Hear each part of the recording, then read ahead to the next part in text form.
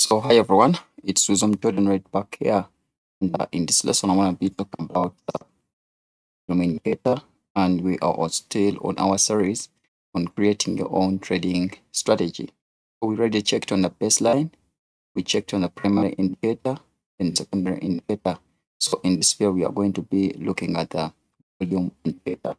What does the volume indicator do when you are creating your own trading strategy?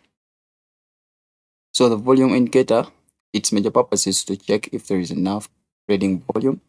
Okay, and then I want you to know that trading volume can either be a negative volume or it can be positive volume. So negative volume is always available for shorts for trading when you are going to sell, and then positive volume is when you are going to buy. Okay. So volume can either be positive or negative, but all in all, what you need is volume. Okay, is there enough volume to go short, or is there enough volume to go long? That is the purpose of the volume indicator. So we are on a volume indicator. So this question is the baseline, the primary indicator and secondary indicator, in a way that yes, you have provided a signal, but is there enough trading volume in the market? So what we are saying is that, for example, when the chart is in this format, okay, and then you find the trade is here, but you expect it to move and create a new swing high above this recent swing high, and then maybe you want to go up buy from here, and then you check your baseline says yes, we have a signal, and then the primary indicator says we have a signal, and the secondary indicator says we have a signal. But now we have to check with the volume indicator. Is there enough volume for us to buy, or the volume is not enough for us to buy? If the volume is enough, of course we do buy, but if the volume is not enough, we do not buy. Okay, that's the purpose of the volume indicator. So if trading volume in the market is low, then the success of the trade to be placed is limited. So in most cases, what happens is that when the price is moving high, well, for example, we are on a clear uptrend, we shall move in this format. Okay, this format. So the price will never go high on a straight line at once. It will always create what we call retracements. So especially during these retracements, that you will be able to find out that the trading volume tends to reduce, and then it finally increases to push the price higher.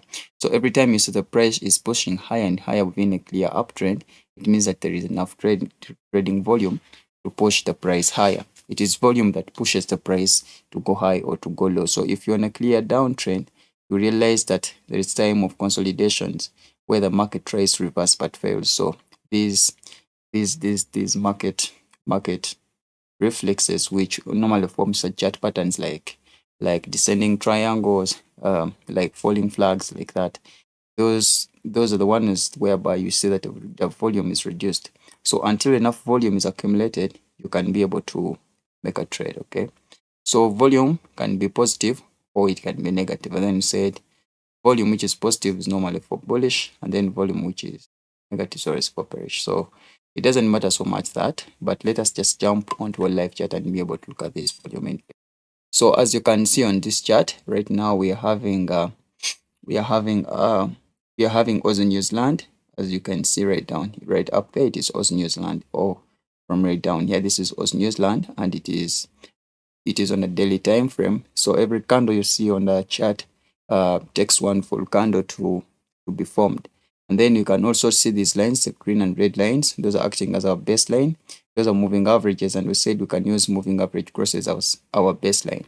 And then here you can see that we are trying to use this indicator, which is a MACD, moving average convergence, as a primary indicator. And then we are trying to use the force index as a secondary indicator. And I want to argue that this is for study purpose only, please. Okay. And then we have what we call the volume indicator down here. So the volume indicator is normally in this format. So it is made up of these lines, and then it is made up of this white line right here. You can see that is the one which measures the volume. So when you have the red lines, that one shows that we have volume to go in a short direction or to sell. And then when you see these blue lines, they show us volume to buy. So these are normally just color preferences that you can alter in your charts. So when the when the volume, for example, on this small blue line you can see here, right here, you can see that it did not cross over this white line. So when volume crosses above the white line, it means that there is enough volume to trade. And when it does not close above that white line, it means that there is low volume. For example, right here, there was low volume. And you can see that at that moment, that is when the market was trying to change its direction. Okay. So every time you see that the market is trying to change direction, for example, here, you will come to realize that the volume also tends to decrease and it will not cross above this white line that is that I said. Those are color preferences. This white line can be read in your indicator. So I'll give you this indicator for free. Do not worry. I don't sell anything on this channel. So we want to check out how this volume indicator can be able to filter for us some trades, okay? So for example, right here, we can see that we got signals, but right here, and you can see that this was a sell signal, but when you come to check on the volume indicator, oh yeah, it had a signal, but we shall see somewhere where the volume indicator does not have a signal, and then be able to help us to solve some trades. So for example, right here, you can see that the baseline is saying that we are going to sell. And then you can see that this MACD we are using as our primary indicator is on an indecision. So we would love to stop there. And then you can see that even the force index is having an indecision. It is not clearly showing that we are going to go short. And then you can at the same time see that the volume was also not there. There was not enough volume to trade. So we wouldn't take this short trade right here provided by our baseline. Okay.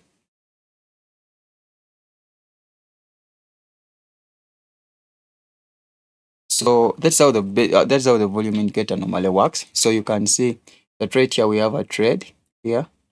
You can see that the baseline is saying yes, that is a moving average cross. The red line is above in line, so we are going long. And then you can see that the MACD is saying that we are not going anywhere.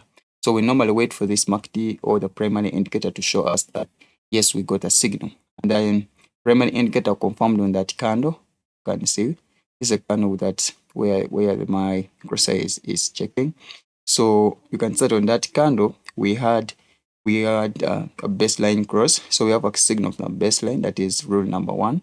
Rule number 2, you check the primary indicator, and you can see the primary indicator is also having a signal.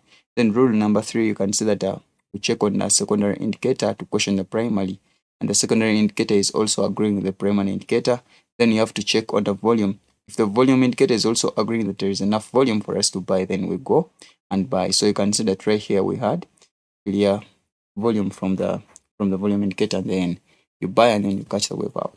So you can see also right here that the baseline is saying that we are going to have a short signal on that bear candle, the white candle you're seeing. But now we are saying now the baseline is yes, but we are looking at the primary indicator. The primary indicator is saying no, okay, and then the secondary indicator is saying yes, and then the volume indicator is also saying yes. So do we ignore our primary indicator? Of course not. So here we shouldn't have taken this trade, and then we would have avoided this loss, okay. And then you can still see that this is the same scenario right here. The baseline is saying we are selling, but you can see that primary indicator says no. Then you can see that the secondary says yes, and then the volume is also enough, but we don't take that trade, and then we would have avoided that loss. So that is how you'll be able to filter out some losing trades so that you can be able to win at least 7 times out of 10 times in all trades you're going to place. So that is how it works. Okay, so we shall be trying to look for some moving averages that we shall be using. So again, another example is right here. You can see that the baseline is giving us a signal to sell on this candle where you're seeing this red arrow. So the baseline says yes. We check the primary indicator.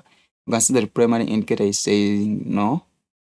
So that's why we say we call the primary indicator, because it is always the second indicator you look at after seeing a signal from the baseline. Okay, so the baseline and primary indicators are key factors in this trading style.